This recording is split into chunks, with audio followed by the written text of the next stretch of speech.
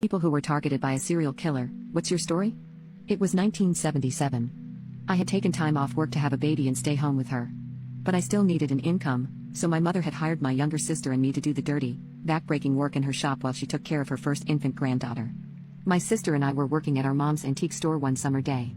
Mom had just gotten a truckload of European oak furniture that needed to be cleaned and polished, have the handles screwed on and so forth. A nice-looking young man came into the store and started talking to my sister, who was 17 at the time. He introduced himself as Ted Smith, and we laughed and said we must be related as Mom's maiden name was Smith also. He chatted both of us up, but focused on Sis for the most part. He purchased an armoire, but said he'd have to go get his truck, since at the moment he was driving his VW Bug, an old VW Bug. He then asked my sister and me if we wanted to go out to dinner that night with him. We were sweaty and dirty from work, I had a baby to care for, and Sis already had a boyfriend, so we said thanks, but no thanks, Ted. He asked me to ride with him to get his truck so he could drop his Bug off at the auto shop for repairs, but by that point I had to get home to my infant. However, he wouldn't give up trying to get one or both of us away from the shop. He said he could come back about 10 o'clock that evening for his armoire and asked whether one or both of us would be there.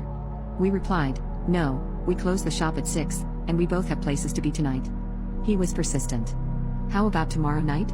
No, we close at 6 o'clock, except on Saturdays, when we close at 4 o'clock. He asked whether one of us could meet him early in the morning, like at 5:30 a.m., but neither of us wanted to. He was getting to be a bit creepy and Sis and I were eye-rolling at each other. Eventually, he said he was sorry but he couldn't buy the armoire if we couldn't be flexible. We hated to give up the sale, but after he had been there for 2 hours, we thought he was just looking and taking up our time. We still had a lot of work to do on the furniture that had just arrived in the shop. Finally, we just wanted to finish our work and go home.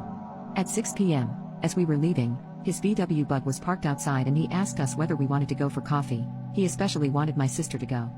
We said, thanks, Ted, but no thanks. Like we said earlier, we have plans, but he continued to be insistent. Finally I said, Sis, let's go, I'll take you home. Even though she had her car there, for some reason I didn't want to leave her to drive home alone with this guy around. So he drove off in his Bug and we really didn't think of it again. Until the next year, when his picture appeared in the paper, Ted Bundy. We were two lucky young women that day.